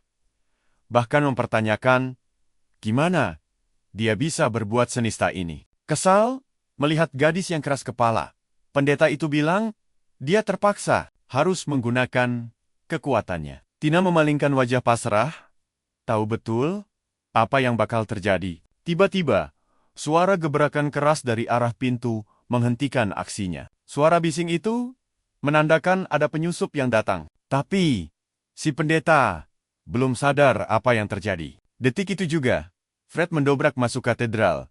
Datang tepat waktu, bak pahlawan kesiangan Mereka berdua saling panggil. Dan pemuda itu langsung bersiap menantang Jeff agar mengembalikan Tina. Si pendeta berdalih mereka lagi melakukan ritual suci. Pria palsu itu menolak dan memetikkan jarinya. Begitu dia menyuruh Fred pergi, belasan satria lapis baja langsung berdatangan. Yap, 21 satria, merpati putih, siap menjalankan perintah tuan mereka, bersiap untuk pertempuran gila ini. Fred mengaktifkan kemampuannya dan mengeluarkan sebuah batu biru bercahaya dari dalam tasnya. Dia memejamkan mata untuk fokus, merapalkan mantra, dan batu itu mulai bersinar terang. Dia menyerap energi sihir di dalamnya dan mengisi ulang tenaga. Sekarang, mananya sudah penuh. Dan dia siap buat mengamuk. Butuh sekitar 15 menit sampai polisi militer datang. Dan dia harus bertahan. Kalau terus-terusan pakai sihir, energinya pasti habis duluan. Jadi, dia benar-benar harus mengandalkan kombinasi jurusnya yang jauh lebih hemat energi. Padahal, belum lama dia dapat kekuatan ini. Tapi, pantang buat ragu. Menggunakan kunci kontrolnya, dia melihat daftar jurusnya dan langsung memilih peluru api. Mematikan yang dia salin saat di jembatan tadi. Pemuda ini langsung menembakkannya ke arah para satria. Dan ledakan api besar menelan mereka. Tapi, tunggu dulu. Ternyata serangan ini nggak mempan sama sekali. Soalnya, mereka semua pakai perisai super tebal. Sesuai dugaan, daya tahan mereka jauh di atas satria biasa. Karena api gagal, dia melapisi tangannya dengan jurus penggalian, lalu mengayunkan tinjunya yang sudah diperkuat, dan sukses menghancurkan pertahanan musuh berkeping-keping. Nah, sekarang terbukti kalau serangan fisik jauh lebih ampuh. Tapi, senyum kemenangannya langsung pudar begitu melihat para pria berbaju zirah itu kembali. Bangkit, berdiri. Kalian pasti mikir hal yang sama kayak aku kan? Nggak ada aura kehidupan tersisa. Mereka murni bergerak mirip boneka. Singkatnya, mereka cuma monster mesin petarung. Tina panik. Dan bingung harus ngapain? Merasa bersalah karena menyeret Fred ke dalam kekacauan ini. Dengan putus asa, dia berdoa pada Dewi. Tapi malah diejek si pendeta. Kalau Tuhan terlalu sibuk buat mengurusi orang rendahan. Bagi entitas setinggi itu, jeritan manusia lemah nggak akan terdengar. Gadis suci ini kaget banget dengar pendeta ngomong hal yang super menistakan agama kayak gitu. Tapi Tina masih percaya pada dewinya dan pastinya percaya pada Fred yang janji akan menolongnya. Petualang muda itu pasti bakal melepaskan ikatan ini. Pindah ke sebuah panti asuhan. Terdengar suara anak-anak yang berterima kasih atas makanannya. Bocah-bocah langsung lari begitu selesai makan. Padahal, Tina baru mau nyuruh mereka beres-beres. Sebelum main, pada hilang secepat kilat. Suara dentingan piring, alat makan, dan air mengalir terdengar, meramaikan rumah kecil itu. Sambil tersenyum hangat, seorang biarawati tua bilang, dia nggak perlu repot-repot bantu cuci piring lagi. Karena sekarang dia adalah gadis suci kota ini. Niat mau berbakti, Tina tetap menggulung lengan bajunya. Lagi pula, kepala biarawati itu umurnya sudah nggak muda lagi. Mereka berdua sempat bercanda. Tapi suasananya mendadak serius saat mereka mulai membahas soal jatah makanan yang makin dikit belakangan ini. Selama 2 bulan terakhir, dana dari gereja buat panti asuhan dipotong drastis. Gadis ini makin syok waktu dikasih tahu kalau banyak proposal pengajuan. Tambahan yang dikirim selalu gagal. Padahal sumbangan jamaah jalan terus. Bingung kemana larinya uang itu. Mereka cuma bisa geleng-geleng kepala, menolak percaya kalau petinggi gereja nekat melakukan korupsi kotor. Tapi kecurigaan ini terus mengganjal, jadi Tina nekat menyelidikinya sendiri. Di tengah malam buta, dia menyelinap masuk ke gereja sendirian dan menggeledah ruangan demi mencari berkas rahasia soal transaksi dana. Rupanya, jatah makanan yang disunat itu waktunya pas banget sama momen pembentukan pasukan satria merpati putih. Setelah lama mengacak-acak ruangan, akhirnya dia nemuin kertas yang jadi bukti kuat semua kecurigaannya. Tapi gawat, Jeff tiba-tiba menerobos masuk. Berteriak marah, nyari siapa yang berani menyelinap. Tina berhasil ngumpet di bawah meja. Tapi sayangnya, dia ceroboh dan ninggalin jejak yang sangat fatal banget. Tudung kepalanya jatuh ke lantai.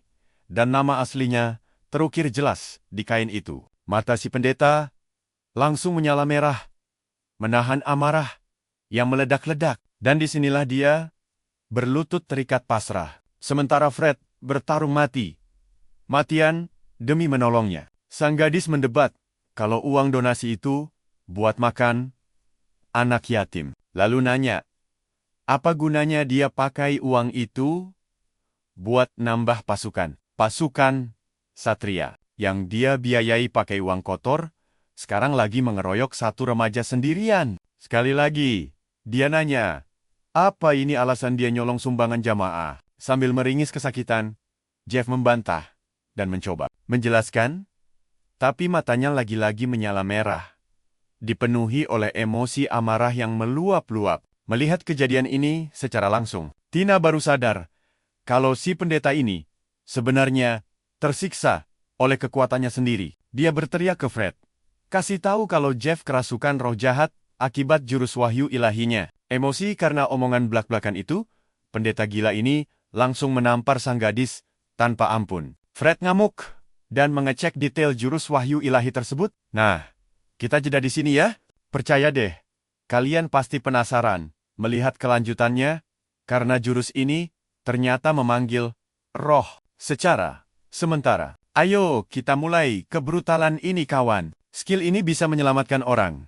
Tapi, kalau dipakai untuk pamer, roh jahat bakal langsung muncul. Syarat terakhir ini bikin dia mikir keras banget sekarang. Masalahnya, dia sama sekali nggak punya kekuatan buat ngelawan roh begituan. Terus Satria yang ngejar dia itu jauh lebih bahaya. Satu orang nyerang pakai pedang. Dan Fred, untungnya sempat nangkis pakai tinju batunya. Ini nyelamatin dia sementara. Tapi layar statusnya tiba-tiba bunyi panik. Ngasih peringatan. Kalau mananya udah habis total, gara-gara itu, petualang kita ini jadi nggak bisa nahan serangan berikutnya dan langsung terlempar jauh. Dia nahan sakit luar biasa dan pandangan kabur.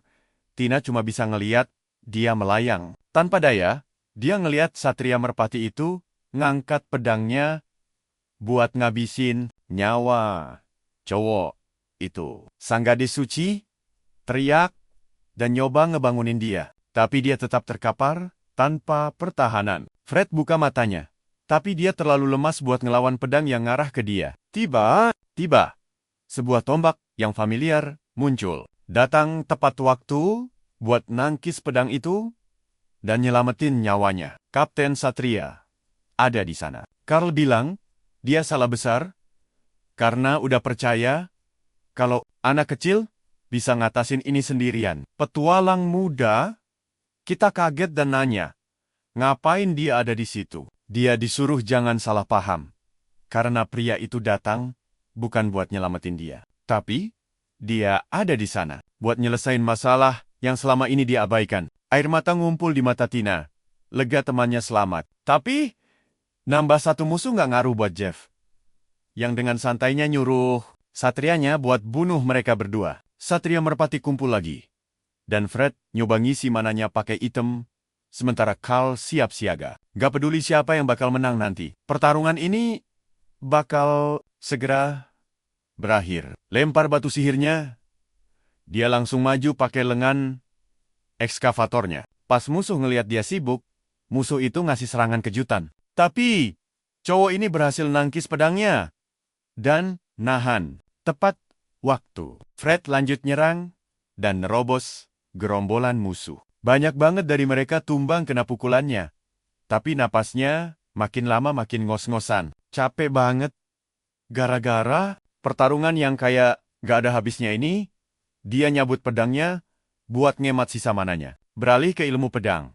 Dia ngayunin senjatanya secara brutal dan berhasil numbangin beberapa musuh. Pas pertarungan panjang ini mau selesai, sang kapten akhirnya ikut bantuin. Dia ngangkat tombaknya tinggi-tinggi dan ngerapal sihir angin. Bikin para satria merpati itu terbang ke udara kena pusaran angin. Sekarang, perhatiin baik-baik kawan. Fred sampai melongo. Ngeliat betapa gilanya skill level dewa. Gak perlu repot ngelawan musuh satu-satu. Kekuatan aslinya ada di serangan area massal. Tiba-tiba, pasukan yang tadi terbang mulai bangun lagi kayak zombie. Gerak persis kayak boneka. Carl setuju sama ucapan petualang muda itu. Dan merhatiin gimana dia gabungin skillnya sama sihir bola api. Sebelumnya, disuruh pakai itu lagi, Fred langsung nolak. Bilang kalau energi sihirnya udah mau habis. Sekali pakai aja ngabisin setengah tenaganya, dan butuh 25 poin mana. Bikin cowok itu kecewa berat. Dia dikatain gak berguna, pas lagi genting-gentingnya. Kalau udah begini, mereka cuma bisa ngandelin Tina, sang gadis suci yang emang spesialis pemulihan. Sang kapten langsung maju duluan. Kali ini, niatnya mau ngebuka jalan. Fred manfaatin momen ini buat nerobos gerombolan dan deketin nona muda itu buat dapat sihir cahaya. Penyembuhannya jiwa dan raga. Ini, cahaya yang 100% nyembuhin semua capek dan luka. Itulah skill epic yang bikin dia jadi gadis suci kota. Dia manggil Tina, minta disucikan, dan dipulihin tenaga sihirnya. Jeff langsung cemberut, pas nyadar sama rencana mereka. Karena ini satu-satunya cara buat balikin keadaan, Tina langsung setuju. Pendeta itu nyoba ngehentiin mereka. Tapi Fred masang badan di tengah-tengah musuh. Nyari waktu. Sampai detik ini, dia nggak tahu apa masa lalu pria itu, atau kenapa dia berani hianatin keyakinannya. Biarpun begitu, dia yakin banget doanya bakal dikabulkan. Mungkin kedengarannya terlalu naif buatnya. Tapi, dia bakal tetap ngucapin itu karena percaya keajaiban itu indah. Dengan tekad bulat, dia berdoa sebagai gadis suci dan manusia biasa. Berharap Tuhannya dengar. Walau cuma lewat bisikan kecil, tubuhnya bersinar cahaya emas. Manggil dewa buat jawab permohonannya dan nyelamatin orang-orang. Pas dia ngelakuin ini, tubuh Jeff kejang-kejang dan matanya jadi putih semua. Selain tubuh musuh melemah kena cahaya emas, energi sihir, Fred juga balik penuh berkat kekuatannya. Dia terlalu syok ngeliat apa yang terjadi sama sang pendeta, sampai Tina harus ngingetin dia buat ngurus para satria itu. Sadar dari lamunannya, dia mulai ngerapal mantra dan ngelapisin lengannya pakai api. Carl ngeliat dia mendekat dan lega banget, karena akhirnya bantuan datang. Dengan tugas yang kelar, dia lompat turun, cari tempat aman dari ledakan yang mau datang. Fred gabungin semua skillnya dan ngelepasin tebasan angin api warna merah. Di mata Jeff hilang dan pupilnya balik normal berkat efek penyucian. Tapi tunggu dulu. Kalian ngerasa ada yang aneh nggak? Tiba-tiba kita ditarik mundur 4 bulan lalu. Di kota kecil mereka, bocah bernama Sline lari nyamperin dia bawa sesuatu. Bahkan, manggil dia paman. Dia meralat, bilang kalau dia itu pendeta, bukan pamannya. Tapi itu sama sekali nggak penting buat si bocah yang lagi panik bawa kucing luka. Lihat kondisinya yang parah, dia setuju buat langsung ngobatin kucing itu. Gak lama kemudian, gadis kecil itu balik dan lari bareng kucingnya yang udah sembuh total. Sekali lagi, masa bodoh sama permintaan dia buat manggil sebutan pendeta. Dia ngucapin makasih ke Jeff, pakai senyum hangat yang bikin dia otomatis senyum. Balik, peliharaan barunya kabur, dan dia pamit buat ngejarnya. Di momen itu, Carl juga muncul, bawa laporan, dan ngasih tahu sang pendeta kalau mereka kekurangan orang buat patroli. Ngecek dokumennya sebentar, dia mikir bentar, dan mutusin buat mindahin regu pinggiran ke tengah kota. Dia sempat diperingatin kalau monster pernah muncul di hutan, tapi dia beralasan kalau itu udah kejadian bertahun-tahun lalu. Sekarang, dia mau fokus patroli kota. Tanpa tahu, Selina lagi main jauh di dalam hutan. Dia manggil kucingnya kencang-kencang. Terus dengar suara kresek-kresek dari semak-semak. Bocah itu malah nekat masuk makin dalam. Tapi sayangnya, Yang dia temuin bukan kucing lucu, melainkan monster serigala buas yang menggeram ke arahnya. Ketakutan luar biasa dan jeritan histeris gadis malang itu menggema di seluruh hutan. Badai mengamuk dan petir menyambar-nyambar keras di langit malam. Jeff lagi di kantornya. Beneran tepar, gara-gara kebanyakan minum alkohol. Ada ketukan pelan di pintunya. Tapi pendeta itu sengaja cuek bebek. Carl manggil dengan suara pelan banget. Sang, pusat balas surat. Mereka bilang, kalau nggak ada dana buat nambah jadwal jaga malam, cuma dibalas keheningan. Sang kapten nenangin kalau kematian Celine itu bukan salahnya. Itu cuma murni kecelakaan tragis. Dia pamit undur diri. Tapi Jeff akhirnya buka suara. Bilang kalau keputusannya yang bikin bocah itu tewas. Baginya, dia udah nelantarin anak malang itu. Di kepalanya, dialah pembunuh anak yang percaya banget sama dia. Sambil nangis kejer, dia sumpah mau minta maaf buat terakhir kalinya. Walau sadar kata maaf nggak akan pernah cukup, didorong obsesi gilanya, roh jahat akhirnya muncul, menampakkan diri. Ngomong, kalau dia punya akses ke uang. Nengok kaget. Dia ngeliat bayangan jahatnya sendiri di cermin. Makhluk itu ngenalin diri sebagai sekutu dan satu-satunya yang paham penderitaannya. Dia ngebantah kalau uang itu haram disentuh dan cuma buat anak-anak. Tapi, justru karena itu, dia harus pakainya demi mastiin mereka aman dari bahaya. Sejak saat itu, otak sang pendeta mulai dipenuhi halusinasi. Dan dia ngeyakinin dirinya buat bikin ordo malam. Demi wujudin ambisinya, buka mata di katedral. Dia ngeliat Fred lagi berdiri, tegap di atas. Ordo hancur itu. Jeff ngeringis, nahan sakit kepala.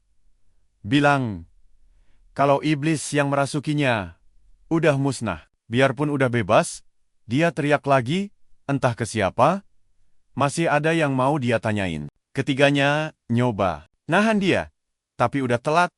Pria itu udah jalan ke altar, ngemis-ngemis, minta diselamatkan. Matanya penuh keputusasaan. Pas dia merapal wahyu suci, tepat setelah berhasil lepas dari cengkraman iblis. Pas dia terus-terusan nangis minta tolong, kilatan cahaya asing mendadak muncul. Bukannya roh jahat, sesuatu yang lebih suci menampakkan diri. Sebuah suara hangat yang samar manggil Jeff paman dan bilang, semuanya baik-baik aja. Celine senyum, nenangin dia. Jujur kawan, kalian ikut nyesek juga kan lihat ini? Ditemani kucingnya dan malaikat pembimbing, arwah anak itu perlahan menghilang. Sini, kumpul. Bayangin aja, polisi militer baru nyampe dan nyuruh dia nyerah. Tapi pemimpin mereka malah cengo. Soalnya kekacauan ini udah kelar duluan. Dan para satria merpati udah pada tepar. Fred cuma bisa hela napas. Mikir coba aja. Mereka datang lebih cepat. Jeff akhirnya diborgol dan diseret ke penjara. Sementara anak-anak muda itu cuma bisa ngeliatin. Tapi Tina nggak tahan buat diem aja. Yakin kalau dewa bakal nuntun jiwanya ke jalan yang benar. Dia nyuruh Jeff ngakuin dosanya. Nebus kesalahannya. Dan pastiin buat kembali lagi. Gimana pun juga, dia itu pendeta kesayangan kota mereka. Di bawah sinar rembulan, Jeff ngerasa beban berat di pundaknya, akhirnya hilang. Dia pun pergi bareng polisi, nutup lembaran kasus gila ini untuk selamanya. Tina kemudian diserahin ke polisi militer sebagai saksi, lengkap sama bukti dokumennya. Fred sih pengen banget nemenin, tapi ngelihat kondisinya yang udah capek parah. Mending dia serahin ke polisi aja. Untungnya, mereka janji bakal jadiin keselamatan sang gadis suci prioritas utama. Emang agak melenceng dari rencana awal. Tapi tugas sang petualang di sini udah kelar. Tina bener-bener berterima kasih banget dan janji bakal ngasih bayaran yang layak buat bantuannya nanti. Mereka berdua akhirnya pisah jalan. Dan misi pertama Fred resmi selesai. Besok paginya, tukang koran di jalanan heboh neriakin berita yang super gede. Orang-orang langsung desak-desakan rebutan beli korannya. Sampai Fred aja harus dorong-dorongan parah buat nerobos kerumunan. gila itu. Untungnya, dia berhasil dapat satu. Dia hela napas lega pas keluar dari keramaian. Pas dicek, beritanya ngebahas pendeta lokal yang kena skandal korupsi gede-gedean. Kasusnya cuma ditulis sebagai penggelapan dana. Yang artinya, pertarungan epik semalam benar-benar dirahasiain. Para satria yang terlibat aman di rumah sakit. Tapi anehnya, mereka kayak kehilangan ingatan soal gabung ke Satria Merpati. Sementara itu, skuadnya bakal dirombak ulang, dan Carl ditunjuk jadi kapten baru. Fred, jalan-jalan bawa koran itu, otaknya masih loading nyoba mahamin. Semua kejadian absurd barusan. Apa yang dia lihat di altar itu, masih jadi misteri. Tapi dia yakin, mereka diselamatin sama entitas super kuat. Ya, seenggaknya itu yang pengen dia percaya. Tapi ya sudahlah.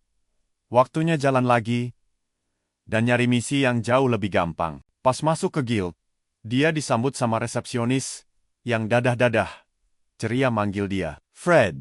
Nyapa balik sambil pasang muka bingung, dan malah disuruh ngikutin mbaknya. Setelah disuruh tutup mata bentar, pemuda ini akhirnya disuruh buka mata. Dan tebak apa? Dia ngeliat lencana petualang peringkat D, dan kantong isi 100.000 koin. Jumlah segitu, bikin dia mundur saking kagetnya. Ngerasa itu kebanyakan. Pas dia mau nolak, stafnya nyuruh dia jangan pura-pura bego. Soalnya, mereka udah tahu semuanya. Markas ngasih laporan lengkap soal pertarungan gilanya, demi ngelindungin sang gadis dari musuh. Sebagai hadiah atas pencapaian epik itu, dia akhirnya naik kelas ke peringkat D. Dengar itu, dia langsung nerima tanpa ragu lagi. Tapi tunggu. Kejutannya belum kelar, mbaknya nyuruh dia masuk ke dalam. Dan jeng-jeng, ada Tina, lagi ngumpet di ruangan itu. Fred pusing dong. Ngapain coba bocah ini di sini? Pas ngobrol berdua, Tina ngaku kalau dia ngerasa masih terlalu polos soal dunia luar. Makanya, gadis kecil ini pengen berpetualang dan berlatih, biar bisa lebih berguna buat orang lain. Dia mendadak salting abis ngomong gitu, dan nanya, boleh nggak dia ikut petualangannya Fred? Fred mikir bentar, dan bilang kalau dia justru ngerasa dialah yang udah diselamatin sama Tina. Semenjak dipecat, dia terus mikir, apa sih artinya punya rekan? Bertarung bareng Tina dan Carl, ngebantu dia nemuin jawaban. Yang selama ini dia cari, nggak ada alasan buat nolak. Dia ngulurin tangan, dan nerima tawaran itu.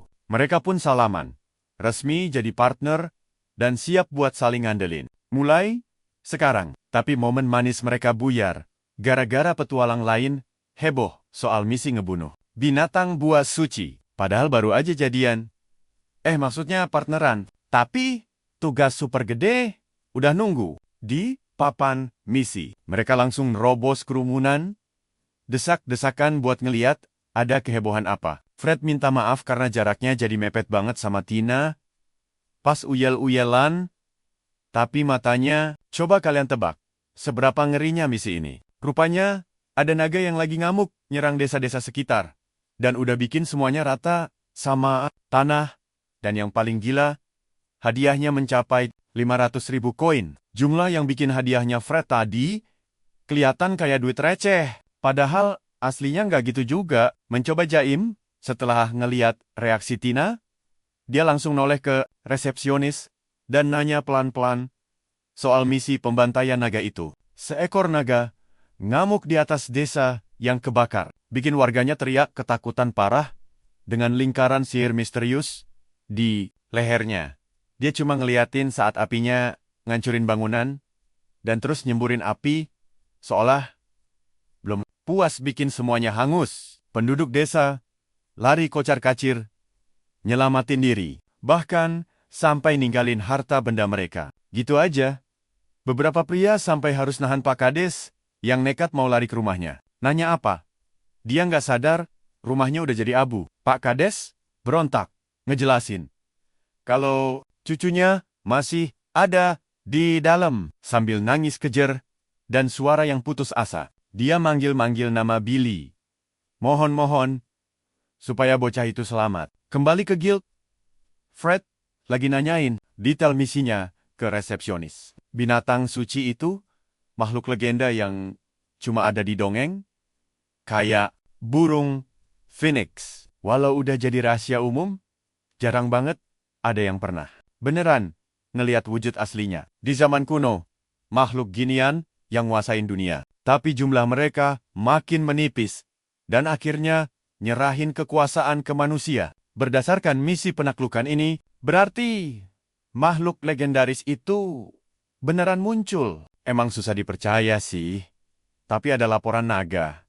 Kelihatan di daerah timur ibu kota, dan 30% wilayah di sana udah hancur lebur. Fred cuma bisa meringis, masih nggak habis pikir sama bencana ini. Ngeliat Tina diam aja, dia nyamperin gadis itu dan nanya apa dia tertarik ngambil misinya. Nggak cuman tertarik, Tina malah kepo banget sama semuanya. Ini makhluk cerdas tingkat dewa.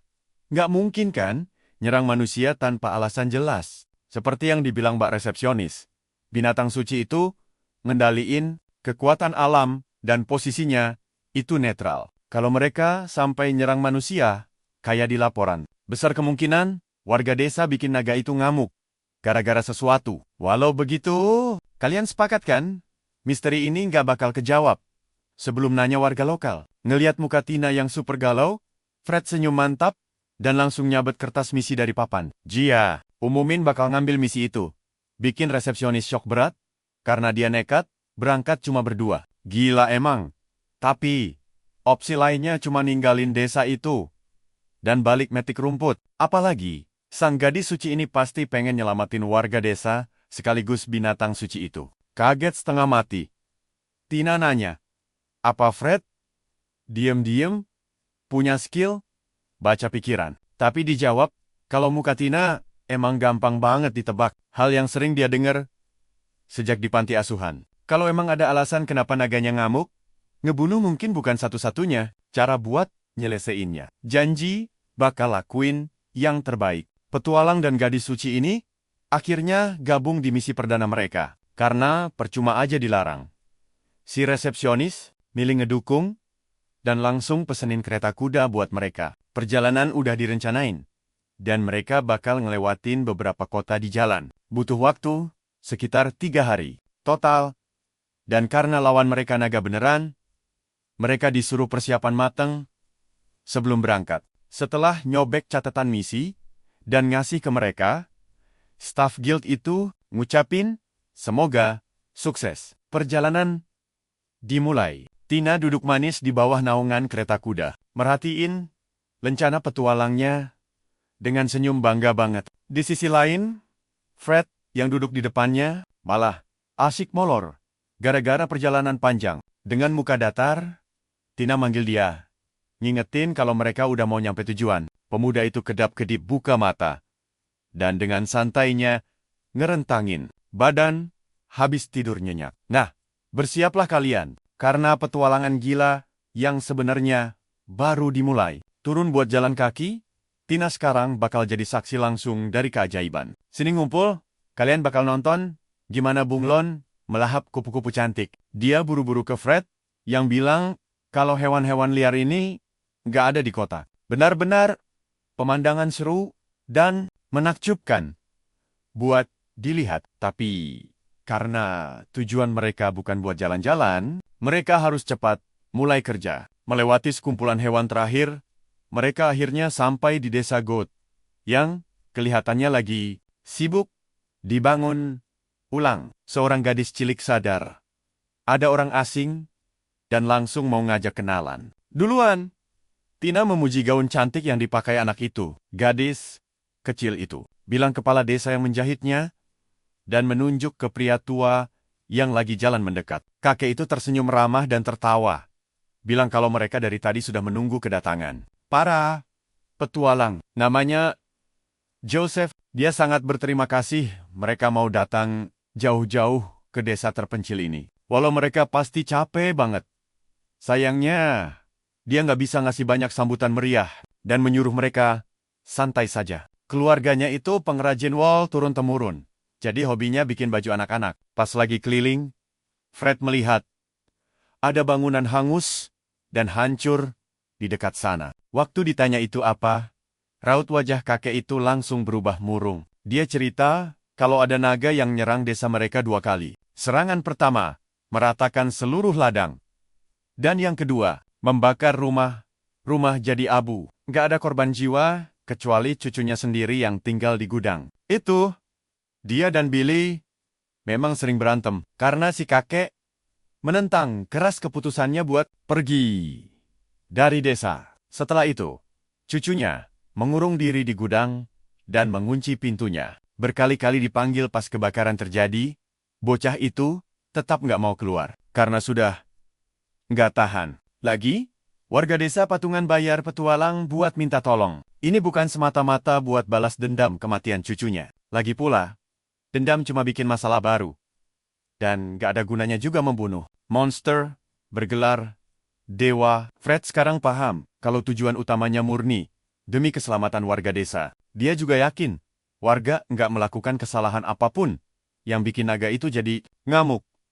Makanya dia penasaran. Ya, mungkin bukan info penting, tapi Joseph menunjuk ke arah pegunungan di dalam hutan tempat naga itu kabur. Setelah membakar habis seluruh desa, warga berterima kasih ke Fred dan bilang kalau info itu sangat berguna, walau mereka melangkah dengan sangat pede. Keduanya masih bingung gimana caranya memanjat gunung sebesar dan setinggi itu. Fred mengusulkan pakai skill buat lompat super tinggi atau gali tanahnya sekalian, yang langsung ditatap aneh sama Tina. Meski Fred serius banget, Tina tetap nyuruh dia berhenti bercanda. Tapi di momen itu, mereka lewat di depan rombongan warga yang lagi istirahat. Tina nggak sengaja dengar seorang pria bilang, "Untung aja, cuma Billy yang mati. Kalau kita kehilangan pekerja lagi, desa ini bakal hancur selamanya." Fred sadar, Tina balik badan. Tapi dia telat buat mencegahnya. Tina langsung ngegas ke arah pria besar songong bernama Chris itu. Dan bilang kalau nggak ada nyawa manusia yang nggak berharga. Pria itu menatap sinis. Mikir siapa sih cewek aneh ini? Fred buru-buru nahan badan Tina. Berusaha keras biar keributan ini nggak makin kacau. Nah, perhatikan baik-baik. Karena disinilah semuanya jadi gila. Saat Tina berontak ngajak ribut, bayangan raksasa mendadak menutupi tubuh mereka. Bikin jantungan. Naganya ternyata lagi terbang. Di atas sana, siap bikin onar untuk ketiga kalinya. Fred menatap langit sambil melongo. Masih nggak percaya ada naga beneran di sana. Monster itu mendadak muter, jungkir balik, dan pakai ekornya buat menghancurkan bangunan di sekitar mereka. Kocaknya, si Chris malah nyalain para petualang yang bikin naganya ngamuk. Tapi Tina cuma nyuruh mereka lari evakuasi ke tempat aman.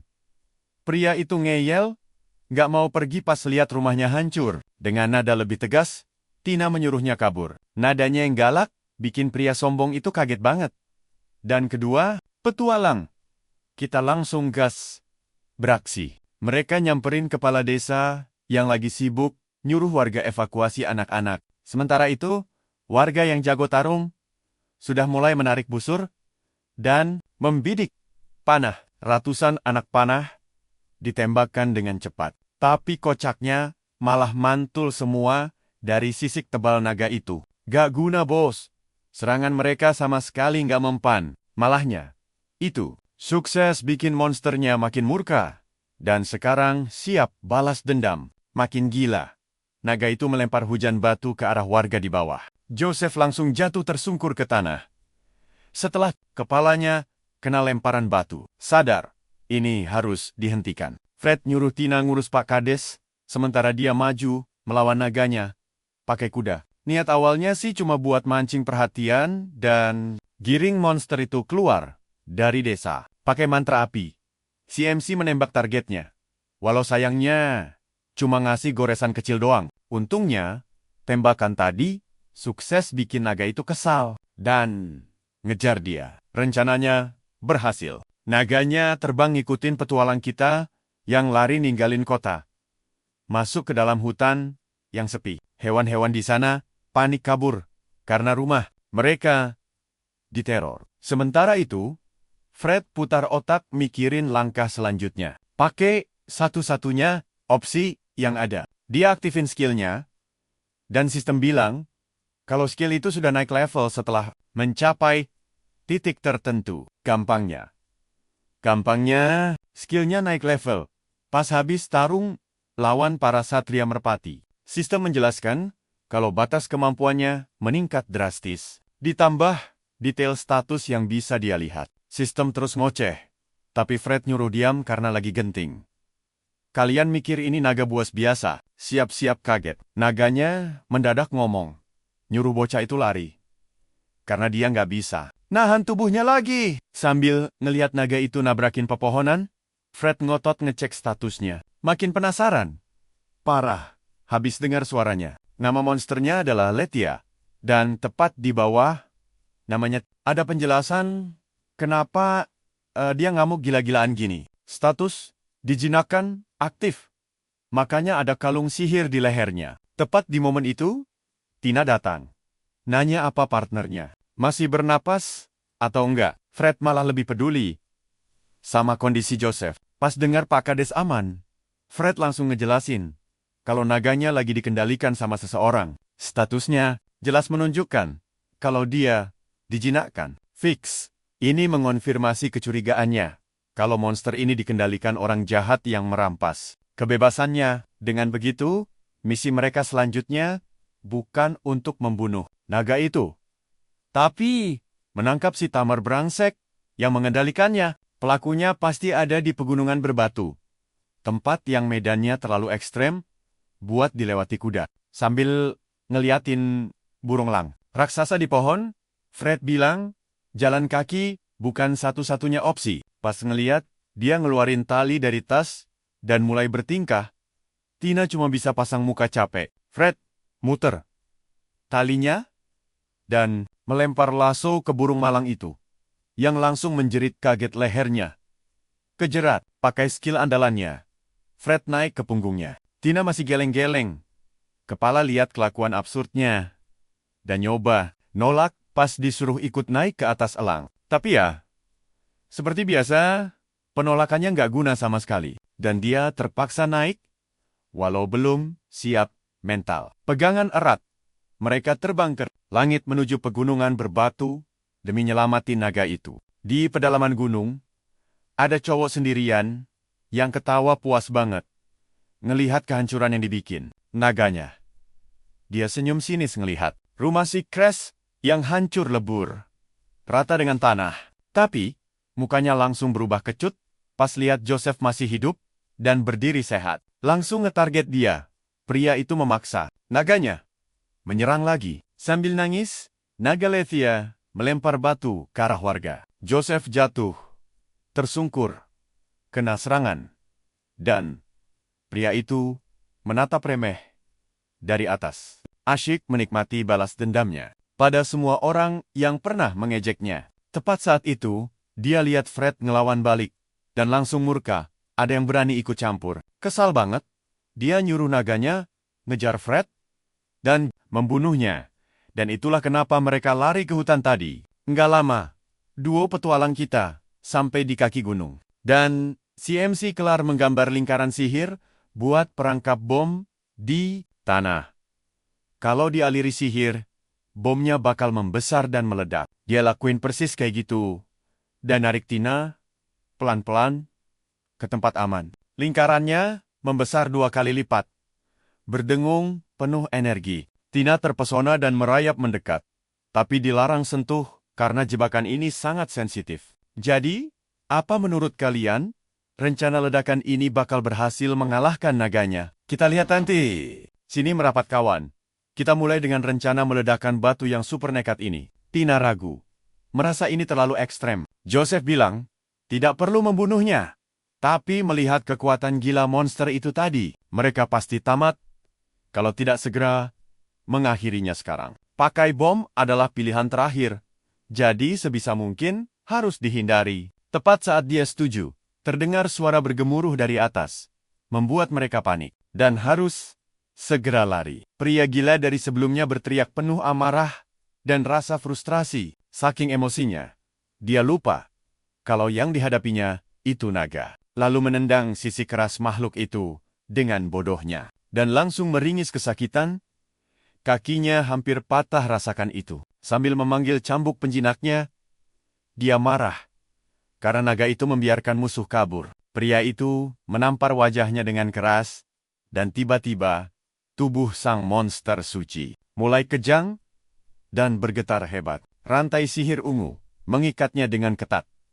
Raungan keras keluar dari mulut naga itu. Lalu tubuhnya tiba-tiba menyusut drastis. Tidak lama setelah itu, sang naga ajaib berubah wujud menjadi seorang wanita cantik. Gadis itu menatapnya tajam, menolak tunduk pada siapapun, apalagi pria menyebalkan sepertinya. Dibuat murka oleh perlawanannya, pria itu menatap tubuh sang naga yang sedang terikat.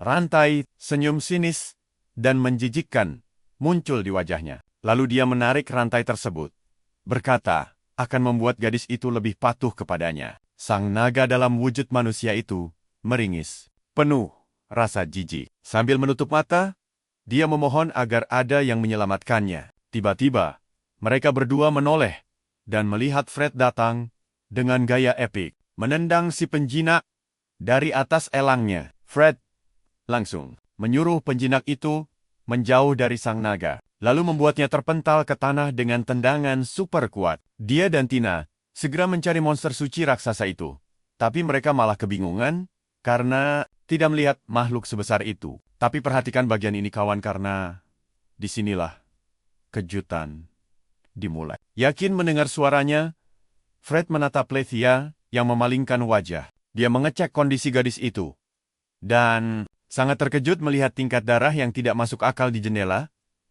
Statusnya memeriksa lebih dekat, dia membaca namanya dan menyadari sesuatu. Akhirnya, dia paham kalau gadis ini adalah naga yang menghancurkan kota tadi. Tapi sekarang, terikat tak berdaya, penjinak itu bangkit dan mengenali petualang yang mengganggunya. Sadar harus bergerak cepat, dia berlari menuju bola kristal yang digunakannya untuk mengendalikan monster. Mengaktifkan kekuatannya, dia mengalirkan sihir dan menyuruh sang naga melahap anak itu. Tiba-tiba, tubuh Lethia menggeliat kesakitan, dipaksa menggunakan sihir penyembuhan diri. Fred menahan tubuh gadis itu dengan panik, mencoba mencari tahu apa yang sebenarnya terjadi. Saat itu juga, dia melihat luka di dadanya menghilang. Dia sadar gadis itu sedang sembuh, tapi Lethia justru menyuruhnya lari sejauh mungkin. Tubuhnya berubah wujud lagi, kembali menjadi sosok monster suci raksasa. Sang naga mengaum keras, benar-benar kehilangan kendali atas dirinya sendiri. Berbalik arah, Fred langsung menyadari kalau bola kristal itu adalah sumber kekuatan si penjinak. Menggunakan kemampuan pedang Grimes, dia melesat maju dengan kecepatan kilat. Dengan pedang siap di tangan, dia mengincar bola sihir musuh dan menusuknya tanpa ragu, hingga hancur berkeping-keping. Pria itu tersungkur dan mengutuknya, tapi dia belum sepenuhnya kalah. Bukannya menyerah, dia malah menarik rantai yang mengikat sang naga dan terbang ke udara bersama monster raksasa itu. Dia menantang Fred untuk pertarungan udara, dan tokoh utama kita jelas tidak akan mundur. Apalagi dia sudah menyiapkan bahan peledak. Dengan elangnya, Fred akan memancing mereka ke lokasi target, lalu meminta Tina menggunakan kemampuan sucinya. Coba tebak, siapa musuh ini? Kalian pasti kaget. Menggunakan skillnya, Fred menyadari kalau pria jahat itu ternyata adalah Billy, cucu sang wali kota, orang yang sangat membencinya. Mereka pikir